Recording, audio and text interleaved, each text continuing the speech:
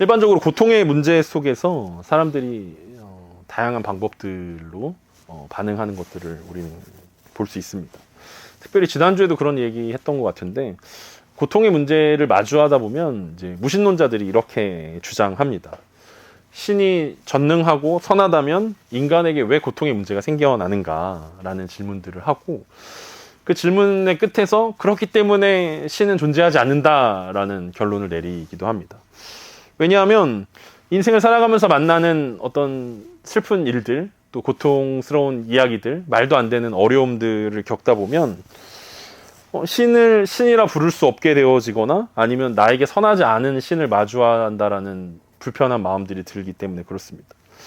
고통의 문제를 해결해 줄 수 없다면 전능하지 않은 것이다라고 불러야만 하고, 할 수 있는데 해주지 않는 거라면, 고통의 문제를 해결해 줄 수 있는데 해주지 않는 거라면 그 신은 선하지 않다라는 결론을 이제 무신론자들이 이렇게 결론을 내립니다.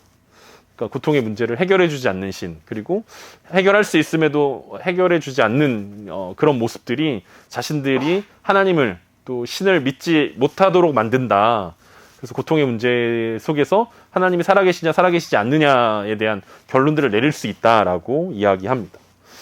여러분들에게 고통이 다가올 때 여러분들은 어떻게 반응하고 있습니까? 최소한 자신이 어떤 죄를 지었는지 모르는 상황에서 이런 문제를 마주할 때 우리는 어떻게 반응해야 할 것 같습니까? 우리도 무신론자들이 하듯이 하나님 왜 하실 수 있으면서 안 해줍니까? 라고 원망하고 불평하고, 혹은 하나님을 향한 믿음을 저버려야 하는 것입니까?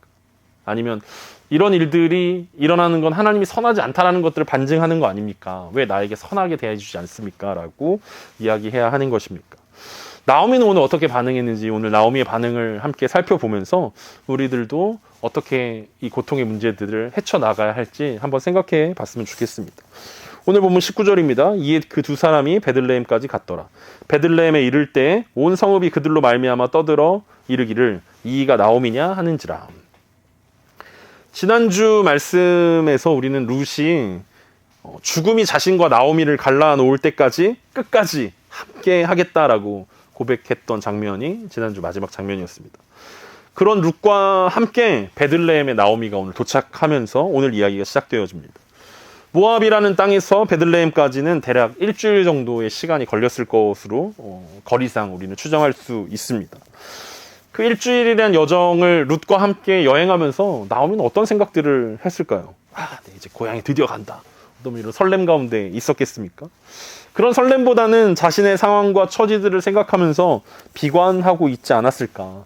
한 걸음 한 걸음 고향에 가까이 다가갈수록 어떤 그 고향 사람들을 마주해야 하는 두려움, 어떤 자신의 이런 고통과 어려움들을 설명해야 하고, 또 이런 상황 가운데 있는 것들을 보여줘야만 하는 그 자신이 너무 부끄럽거나 어렵지 않았을까라는 생각들을 하게 됩니다.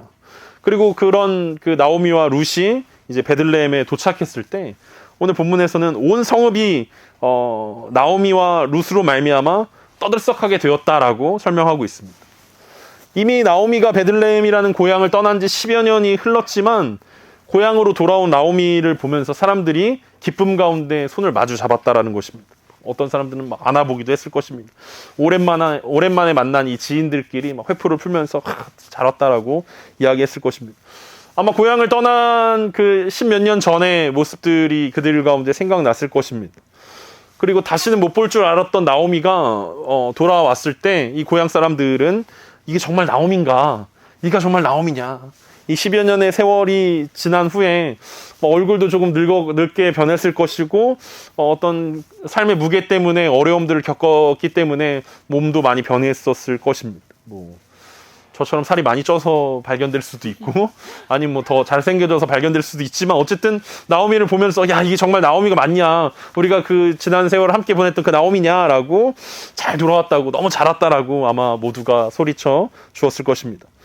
그런데 그들이 환호하면 환호할수록, 환영해주면 환영해줄수록 나오미 마음 가운데 식어가는 마음이 들 수밖에 없었을 것입니다.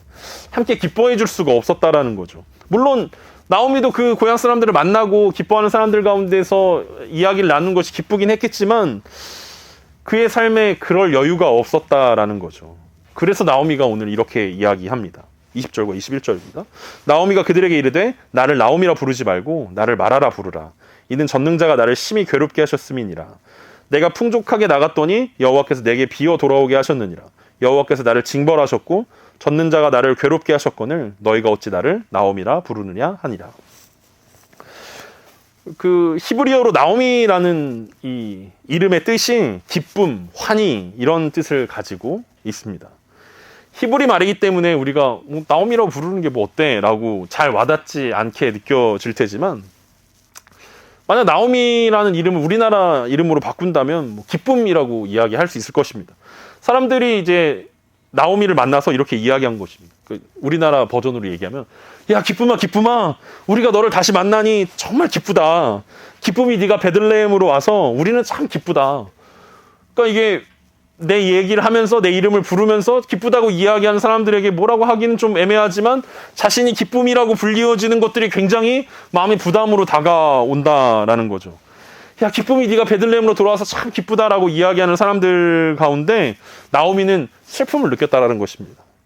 자신의 이름과는 정반대로 정말 슬픈 상황을 마주하고 있는 것이 자신의 삶이기 때문에 사람들이 기쁨이라고 부르면 부를수록 마음이 더 힘들어지고 어려워지고 물론 뭐 자격지심일 수 있겠지만 이 사람들이 뻔히 내가 지금 남편과 두 아들을 잃고 돌아왔는데 자꾸 나를 기쁨이라고 부르면서 돌아온 게 기쁘다라고 이야기해 주니까 한편으로는 비꼬는 건가? 그러니까 왜 너 고향에 그냥 있었으면 됐지 왜 일찍 이민 가가지고 이런 슬픔들을 마주하냐 막 이런 마음들. 물론 고향 사람들은 그런 의미로 부르진 않았겠지만 막상 듣고 있는 기쁨이 자신에게는 그 나오미 자신에게는 이 기쁨이라고 부르는 사람들이 야속하게까지 느껴졌다라는 거죠. 그래서 뭐라고 이야기합니까? 사람들에게 더 이상 자신을 기쁨이 나오미라고 부르지 말고 이제부터는 괴롬이라고 불러줘. 마라라는 이름의 뜻이 괴롬이라는 뜻인데 괴롬이라고 불러달라고 부탁하고 있습니다. 그러면서 자신이 괴로운 이유가 전능자이신 하나님께서 자신을 괴롭게 했기 때문이다라고 말합니다. 놀랍지 않습니까? 단순히 이름만 바꿔서 이야기하는 것이 아니라 거의 뭐 시적으로 표현하고 있는 거죠. 나를 괴롬이라고 불러라. 왜냐하면 하나님이 나를 괴롭게 하셨기 때문이다. 나를 마라라고 불러라. 왜냐하면 하나님께서 나를 마라 취급을 하셨기 때문이다. 라고 이야기하고 있습니다. 여기서 근데 놀라운 고백이 나오는데 나오미가 전능자라고 부른 이 단어가 우리에게 익숙한 히브리어 엘로힘이라는 사실입니다. 이 엘로힘이라는 단어는 주로 창세기랑 욥기에서 많이 사용되어지는데 이 엘로힘이라는 단어에서 뜻하는 것이 인생의 생사화복을 주관하시는 하나님을 부를 때 그 전능하신 하나님을 부를 때 그 전능하다라는 뜻에는 인생의 축복과 저주의 주관자이신 하나님을 전능하신 하나님이라고 부르는데 그래서 나오미가 그 전능하신 하나님, 인생의 생사화복을 주관하시는 그 하나님이 자신을 괴롭게 했다라고 이야기합니다. 그래서 주로 창세기에서는 축복하신 하나님을 엘로힘이라고 부르고 욥기에서는 뜻없이 고통당하는 욥이 고백할 때 이제 엘로힘이라고 고백합니다.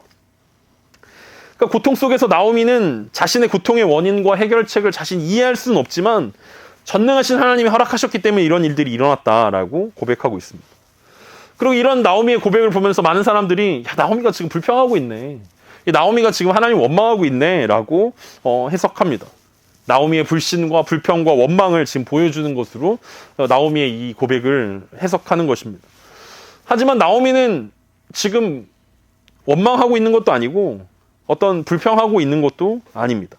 왜냐하면 나오미는 뭐라고 이야기하면 나오미의 지금 이 반응은 믿음 안에 있는 비통함이다라고 우리는 설명할 수 있을 것입니다. 왜냐하면 굳이 나오미가 엘로힘이라는 전능자라는 단어들을 쓸 이유가 없었기 때문에 그렇습니다. 그냥 불평이었다면 그냥 하나님께서 나에게 이렇게 하셨다라고 이야기하는데 나오미는 그 전능하신 하나님이 나에게 이렇게 하셨다라고 고백하고 있기 때문에 그렇습니다. 그 전능하신 하나님이 자신은 풍족하게 이 베들레헴 땅을 떠났지만 완전히 비어서 돌아오게 되었다라고 하나님께서 그렇게 만드셨다라고 고백하고 있습니다. 그것은 심지어 하나님이 자신에게 나쁘게 대했기 때문이다라고 이야기합니다. 여기까지만 보면 그래 나오미가 좀 나쁜 것 같네 라고 우리는 생각할 수 있을 것입니다. 자신을 괴롭게 했기 때문에 더 이상 자신을 기쁨이라고 부르지 말고 괴롬이라고 불러달라고 이제 주변 사람들 가운데 요청하고 있습니다. 일반적으로 많은 사람들이 고통이 다가오면 침묵하게 되어 있습니다. 또 우리가 원인도 알 수 없고 어떻게 해결해야 될지도 모르기 때문에 일단은 침묵하는 것이 정상입니다. 조금 더 이제 성숙한 사람이라고 부르는 사람들은 어떻게 반응하냐면 고통이 다가와도 괜찮은 척을 합니다. 난 이 정도는 괜찮아. 난 이 정도는 충분히 견딜 수 있어. 난 이 정도에 흔들리지 않아. 라고 괜찮은 척합니다. 실제로 괜찮은 것이 아니라 사람들에게 괜찮은 척하는 연기라는 거죠. 오히려 이것이 고통을 넘기는데 더 독이 되는 경우들을 우리는 심심치 않게 볼 수 있습니다. 내면에 점점 더 자신의 분노와 자신의 슬픔과 이런 것들을 억압하고 있다가 나중에 폭발하게 되어져서 이제 어찌할 수 없는, 수습할 수 없는 지경에 이르는 것들을 우리는 종종 바라볼 수 있습니다. 근데 이게 왜 그러냐면 일단 교회 안에서는 이것이 신앙의 미덕이라고 불리우기 때문에 그렇습니다. 신앙이 성숙하면 성숙할수록 어떤 초월하고 초연한 모습들을 보여주는 것이 어떤 신앙인의 모습이다. 그리고 우리 그런 설교들 많이 듣지 않았습니까? 우리 손양원 목사님 자신의 두 아들을 잃었는데 막 용서해주고 막 감사하다 그러고 막 이런 것들이 어떤 우리의 표준이 되어져서 야 그렇게 반응해야 하는 것이 마땅한 것처럼 우리들 가운데 표준으로 성숙한 신앙인들은 그렇게 반응하는 것이구나. 근데 문제는 우리가 성숙한 신앙인이 되어서 그렇게 반응할 수 있으면 좋은데 그것이 표준이기 때문에 따라하다 보면 문제가 생기기 시작한다라는 거죠. 그러니까 감사하는 마음들이 막 올라와서 감사하면 괜찮은데 감사하지 않은데 굳이 감사하려고 노력하다 보면 어려움들을 겪는다라는 거죠. 그런 얘기 많이 하지 않습니까? 하다 보면 진짜 감사할 일이 생기니까 감사하라고. 근데 사실 감사할 일이 없는데 진짜 감사한 마음이 없는데 막 감사를 더 하라고 이야기하는 거죠.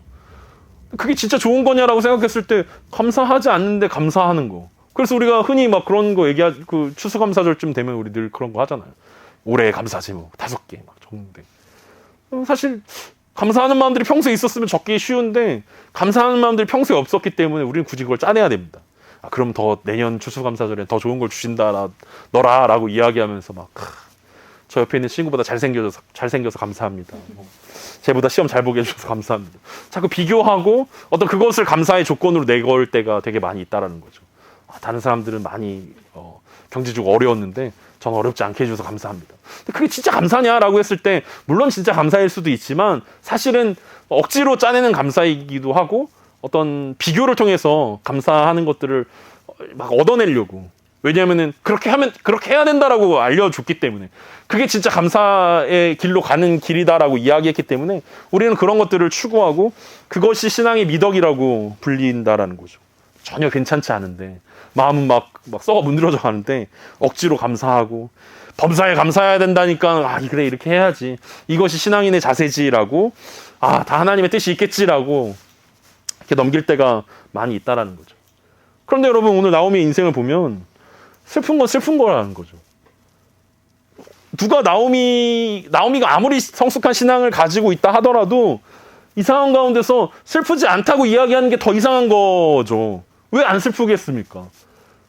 우리가 흔히 뭐 이렇게 얘기할 수 있죠. 야, 천국에 가면 다 만날 수 있어라고 위로할 수 있겠지만 그게 진짜 나오미에게 위로가 되겠습니까? 슬픈데 지금 당장에 남편과 두 아들을 잃고 슬퍼 죽겠는데 그래 천국에 가면 다시 만날 수 있으니까 그래 힘내. 어떤 상투적인 위로의 멘트들은 될 수 있을지 모르지만 그게 진짜 나오미를 위로할 수 있겠는가라고 우리는 생각할 수밖에 없다라는 거죠. 어떤 사람들은 이제 그 전지적 작가 시점으로 우리는 뒤 이야기를 알고 있기 때문에 지금 당장 슬프지만 조금 있으면 결론 부분에 가면 룻이 다윗의 할아버지 오벳을 낳기 때문에 낳을 것이기 때문에 지금 좀 슬픔을 좀 멈춰. 좀만 기다리면 조금 인내하면 이제 기쁜 일이 올 거야. 그러니까 슬프지 말아야 돼. 라고 감사해야 돼. 라고 이야기하면 정말 나오미의 슬픔이 사라지게 됩니까? 시편을 우리가 보면 우리는 흔히 시편을 감사와 기쁨의 시다라고 생각을 많이 하는데 사실은 시편에서 감사시보다 더 많이 나오는 게 있는데 그게 뭐냐면 비탄시입니다. 탄식시라는 거예요. 그러니까 시편을 찬찬히 살펴보면 감사하는 내용보다 탄식하고 있는 내용들이 훨씬 더 많이 나옵니다. 왜냐하면은 믿음의 이 선배들이, 성도들이 세상을 살아가면서 겪게 되는 일들이 기쁘고 즐겁고 감사한 일들보다는 슬프고 어렵고 힘든 일들이 훨씬 더 많기 때문에 그렇습니다. 그리고 그런 어려움 가운데서, 그 고통 속에서 하나님을 향해 비탄한 마음들을 표현하는 것이 이제 비탄시입니다. 그런데 이게 섞여 있기 때문에 시편은 원래 하나님을 찬양하고 감사하는 내용들이 더 많아라고 생각하는데, 사실은 그 안에 내용들을 살펴보면 하나님을 향해 탄식하고 있는 내용들이 훨씬 더 많이 있다라는 거죠. 이 시편의 기자들이 우리보다 훨씬 더 성숙한 신앙들을 가지고 있었지만, 그들은 자신의 마음의 힘듦과 어떤 어려움들을 숨기거나 속이지 않았다라는 거예요. 괜찮은 척하지 않았다라는 거죠. 예를 들면 시편 1절에서는 뭐라고 이야기하면, 여호와여 어찌하여 멀리 서시며 어찌하여 환난 때에 숨으시나이까라고 이제 하나님을 향해 탄식합니다. 하나님 왜 숨으십니까? 왜 내가 고통당하고 있는데 왜 나에게 나타나지 않으십니까? 왜 내 기도에 들으시지 않으십니까? 라고 이 자신의 탄식을 하나님을 향해서 표현하고 있다는 거죠. 또 대표적인 비탄시인 시편 42편을 보면 3절에서 뭐라고 표현하냐면, 내 눈물이 주야로 내 음식이 되었습니다. 자신의 눈물이 음식이 되었대요. 밤낮 너무 울어가지고 그게 내 주식입니다 라고 이야기하죠. 4절에서는 내 마음이 상했습니다. 7절에서는 주의 모든 파도와 물결이 나를 휩쓸었습니다. 9절에서는 내 반석이신 하나님께 말하기를 어찌하여 나를 잊으셨나이까, 내가 어찌하여 원수의 압제로 말미암아 슬프게 다니니까 라고 탄식하고 있는 장면들을 우리는 볼 수 있습니다. 이게 뭐 시편 42편 이것으로 끝나는 것이 아니라 감사시보다 훨씬 더 비탄시에 해당하는 시들이 훨씬 더 많이 있다는 거예요. 시편 안에. 그러니까 이 시편의 기자들의 이 고백들을 보면서 우리가 배워야 할 것들이 있다는 거죠. 그게 바로 나오미의 반응이었다라고 이야기할 수 있습니다. 그러니까 우리는 고통이 다가올 때 믿음이 흔들리면 흔들리면 안 돼. 또 임마 상황에 따라 마음이 흔들리면 어떻게 굳건하게 잡어. 흔들리는 믿음을 표현하거나 고통을 호소하는 것이 신앙인의 모습으로 바람직하지 않다라고 우리는 생각한다라는 거죠. 하지만 진짜 신앙을 갖는다라는 것은 흔들리는 믿음을 표현하고 자신의 고통을 호소하는 것이 훨씬 더 건강한 신앙인이라고 오늘 성경이 우리 가운데 이야기하고 있는 것입니다. 침묵하거나 괜찮은 척한다라고 믿음이 좋다라고 이야기하지 않는다라는 거죠. 왜냐하면 우리는 사람들의 입장에서 생각하기 때문에 그렇습니다. 사람들의 입장에서 침묵하는 편이 훨씬 더 멋진 모습이다라고 생각합니다. 그리고 웃어 넘길 수 있는 것이 훨씬 더 성숙한 신앙인이라고 생각하는데, 전능하신 하나님의 입장에서 과연 그런 모습이 건강하고 성숙한 모습일까라고 생각해 본다면 그렇지 않다라는 거예요. 어떤 시점에서 우리의 삶을, 우리의 고통을 바라볼 것이냐라는 거죠. 주변 사람들을 의식해서 내가 괜찮은 척 할 것이냐, 아니면 살아계신 하나님 앞에서 내가 어린아이처럼 반응하는 것이 훨씬 더 성숙한 신앙인이다라고 이야기할 수 있습니다. 고통 속에서 하나님을 찾는 것이 필요하다라고 오늘 이야기하는 거죠. 비록 답을 안 하시는 것 같고 침묵하고 계신 것 같고 숨어 계신 것 같은 상황일지라도 하나님께 나아가는 것이 진짜 신앙이고, 이것이 고통 속에서 우리가 반응하는 방법이어야 된다라고 오늘 나오미를 통해서 이야기합니다. 그래서 나오미는 전능자 엘로힘이라고 하나님을 부르고 있습니다. 재밌는 것은 성경에서 처음 엘로힘이라는 단어가 언제 사용되어졌냐면, 아브라함이 99세가 됐을 때 하나님께서 나타나셔서 이렇게 말씀하십니다. 창세기 17장 1절입니다. 창세기 17장 1절 제가 읽어드리겠습니다. 아브라함이 99세 때에 여호와께서 아브라함에게 나타나서 그에게 이르기를, 나는 전능한 하나님이라 너는 내 앞에서 행하여 완전하라. 여기서 하나님이 처음 자신을 전능한 하나님이다 라고 이야기하면서 자신을 소개할 때 엘로힘이라는 단어들을 이야기하셨습니다. 그러니까 이때까지 아브라함은 아이가 없었어요. 자식이 없었어요. 이스마엘 또 하나님이 주신다고 그랬는데 못 기다리고 이스마엘 나가지고 이때 하나님께 이렇게 이야기합니다. 하나님 이스마엘이나 잘 됐으면 좋겠습니다라고 이제 불신앙의 모습들을 보여주기도 합니다. 이때까지 아브라함의 이름은 아브람이었어요. 아브람. 근데 이때 하나님께서 전능하신 하나님이다라고 이야기하면서 아브라함이라고 이름을 바꾸어 주십니다.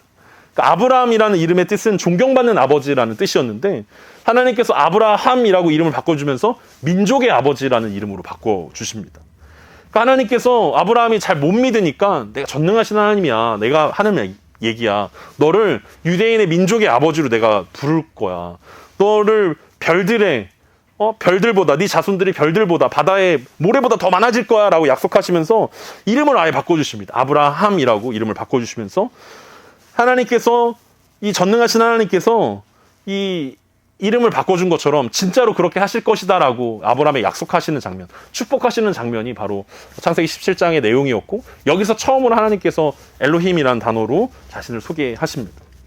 그렇다면 나오미가 자신의 이름을 굳이 바꿨던 이유가 이 하나님을 향한 어떤 원망이면서 동시에 하나님을 향한 기도라고 볼 수 있지 않을까라고 우리는 생각해 볼 수 있다는 거죠.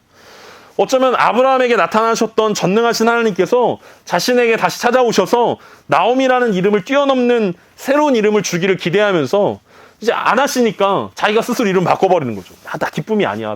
나 슬픔이야. 나 외로움이야. 나 괴로움이야. 라고 불러달라고 이렇게 이야기하면서 이 아브라함에게 나타나셨던 전능하신 하나님이 자신의 삶 가운데도 나타나달라는 어떤 기도로 우리가 보는 것이 좋지 않을까라고 생각합니다.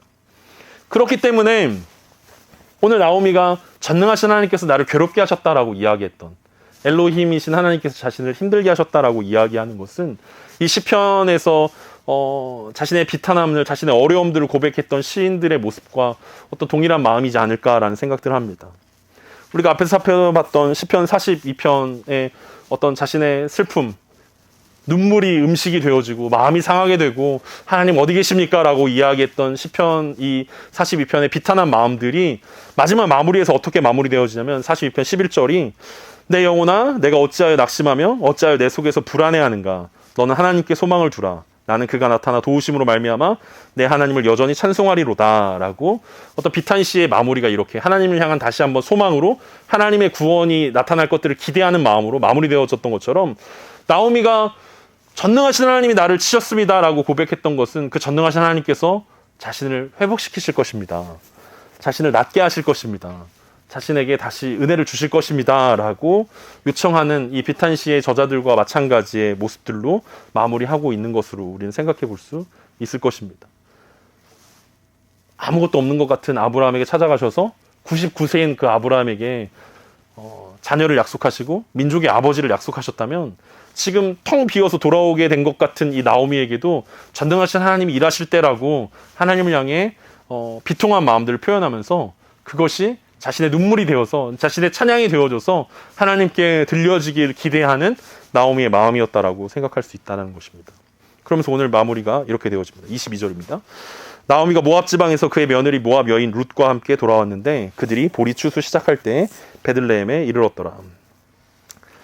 굳이 22절을 넣었던 이유를 우리는 생각해 볼 수 있습니다. 그러니까 지금까지 앞에서에서 이야기를 통해서는 그냥 룻의 마음을 볼 수 있고 나오미의 마음을 볼 수 있고 이런 마음들이 있었겠구나. 그들의 대사를 통해서 그들의 마음들을 우리는 이해해 볼 수 있습니다. 유추해 볼 수 있는데 22절은 약간 그 전지적 작가 시점으로 말하고 있다라는 거죠. 그 작가 시점으로 보니까 보이는 것들이 조금 숨겨져 있다라는 거예요. 그리고 그 전지적 작가 시점으로 보니까 전능하신 하나님의 손길들이 보이고 있다라는 거죠.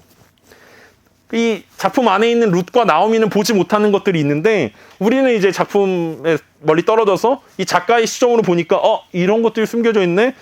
하나님이 일하시는 손길들이 여기 숨어져 있네 라는 것들을 살펴볼 수 있습니다. 룻기의 작가는 이렇게 표현합니다. 나오미가 모압 여인 룻과 함께 돌아왔다라고 굳이 여기서 표현합니다. 왜냐하면 앞에서 이미 얘기했기 때문에 굳이 이야기를 넣을 필요가 없다라는 거 다 알고 있는 내용들인데 이미 룻과 함께 있는데 그런데 나오미는 지금 고통 가운데서 룻이 함께하고 있다라는 것이 얼마나 큰 의미인지 알아차리지 못하고 있다라는 거예요.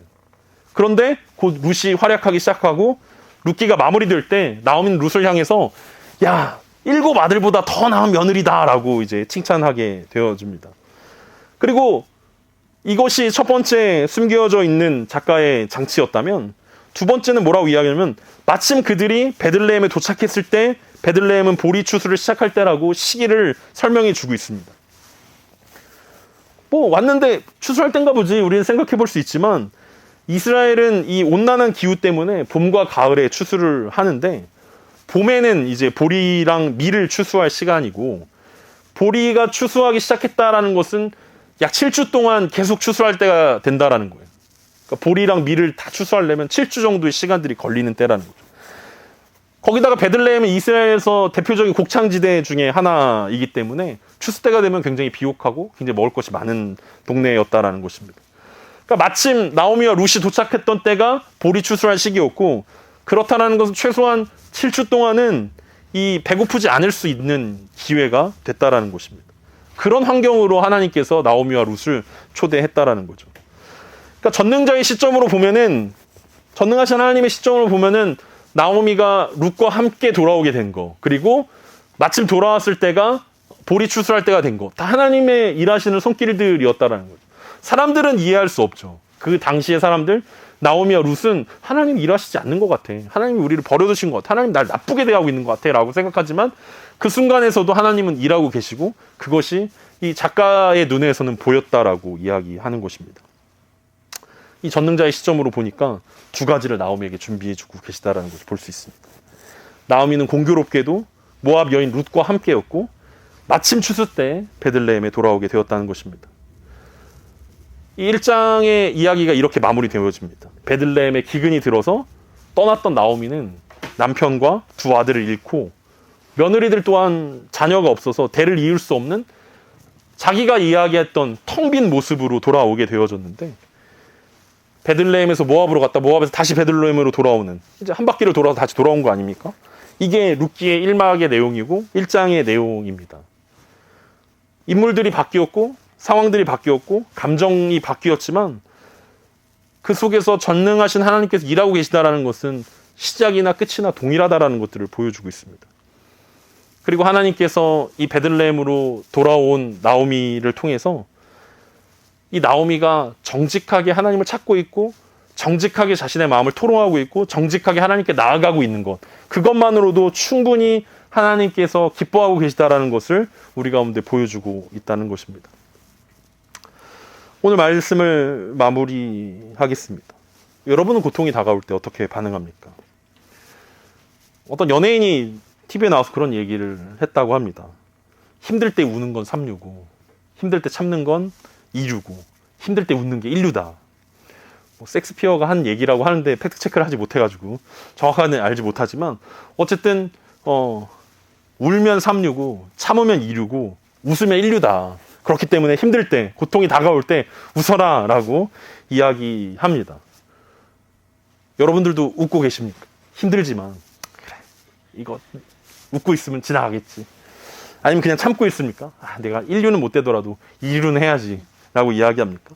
하지만 오늘 나오미가 보여주고 있는 힘들 때 우는 거, 이게 오히려 하나님께서 기뻐하시는 반응이다라고 우리 가운데 이야기합니다.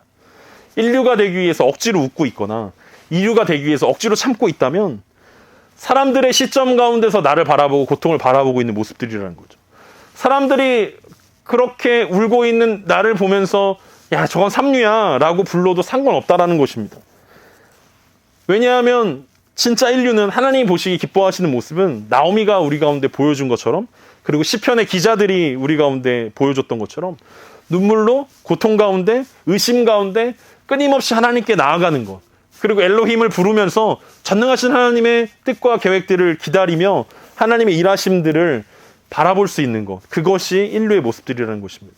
그러니까 사람들이 보기에는, 사람들의 관점으로 보면 불신앙 같고 불평 같지만 전능하신 하나님이 보기에는 그것이 신앙인의 모습이고 아버지를 향한 투정이다라고 이해할 수 있기 때문에 그렇습니다. 그러니까 모르는 사람이 그렇게 하면 불평이고 불만이고 원망인데, 전능하신 하나님 아버지께서 보시면 그것이 정직한 거고 솔직한 거고 하나님이 더 기뻐하시는 거라는 거죠. 그런 척하는 것보다 오히려 하나님께 애원하고 하나님께 정직하게 나아가는 것이 하나님께서 더 기뻐하시는 일들이다라고 이야기하고 있습니다. 하나님께서 우리에게 기대하시는 것도 나오미와 같다라는 거예요. 고통 가운데 있던지 평안 가운데 있던지 계속해서 하나님을 찾고 하나님께 나아가는 것이 하나님께서 우리 가운데 기대하고 기뻐하시는 것들이지, 하나님께 나아가는 것이 어떤 특별한 이벤트가 되어져서 근데 이러면 하나님께 나가야지, 이러면 오늘은 하나님 찾아봐야지, 오늘은 하나님께 좀 기도 좀 해봐야지, 오늘은 좀 말씀 좀 읽어봐야지, 어떤 특별한 일들로 하나님을 찾는 게 아니라 평소에 일상의 삶 가운데서 정직하게 우리의 마음을 표현하고 하나님과 함께하는 것이 하나님께서 우리 가운데 기대하는 것입니다. 우리가 사람들의 시점이 아니라 전능자의 시점으로 우리 스스로를 객관화하고 바라보는 것은 사실은 어렵습니다. 그러니까 사람들의 시점에 흔들리지 않는 것이 세상을 살아가고 있는 우리들 가운데 쉽지 않은 일들이라는 거고, 그렇다고 전능자의 시점, 하나님의 시점으로 우리 인생을 바라보는 것도 말이 되지 않죠. 우리는 뭐 미래를 알 수도 없고 어떤 일이 일어날지 모르기 때문에 그렇게 바라보는 것도 사실은 쉽지 않습니다. 사람들의 생각과 하나님의 시점은 전혀 다르다라는 것들을 생각하고 있는 것만으로도 충분하다라고 느껴집니다. 그리고 전능자의 시점으로 우리의 삶을 보면 보이지 않는 것들이 보이고, 하나님의 손길이 어렴풋하게 하나님이 뭔가를 하고 계시는구나, 뭔가 준비되고 있구나, 아브라함에게 나타나셨던 그 엘로힘의 하나님이 이제 나오미에게도 나타나실 것이구나 라는 것이 어렴풋하게 느껴졌던 것처럼, 그 역전의 하나님이 우리의 삶 가운데서도 그 전능하신 하나님의 시점으로 역사하실 것이구나 라는 것이 어렴풋하게 그 그림자가 보이기 시작할 것입니다. 그리고 그 어렴풋한 힌트가 우리를 위로하게 될 것입니다. 이번 한 주를 살아가면서 우리도 전능하신 하나님께 나아갈 수 있는 은혜가 있었으면 좋겠습니다. 또 고통이 있기 때문에 하나님을 찾고, 평안하기 때문에 하나님을 안 찾고 이런 것이 아니라, 고통 가운데 있든지 평안하든지 끊임없이 하나님께 정직하게 나아가는 것, 그것이 전능하신 하나님 아버지께 나아가는 우리 자녀들이 해야 할 일들이라는 것들을 기억하면서 괜찮은 척 하기보다는, 그럴듯한 척 하기보다는 하나님께 정직하게, 하나님 요새 힘 많이 듭니다, 하나님 요새 어렵습니다, 하나님 도대체 답을 할 수가 없습니다 라고 질문을 던진다면, 사랑이 많으시고 우리를 사랑하시는 아버지 하나님께서 반드시 우리 가운데 힌트를 주실 것입니다. 그런 힌트를 가지고 한 주간 승리하는 저와 여러분 되길 간절히 소망합니다.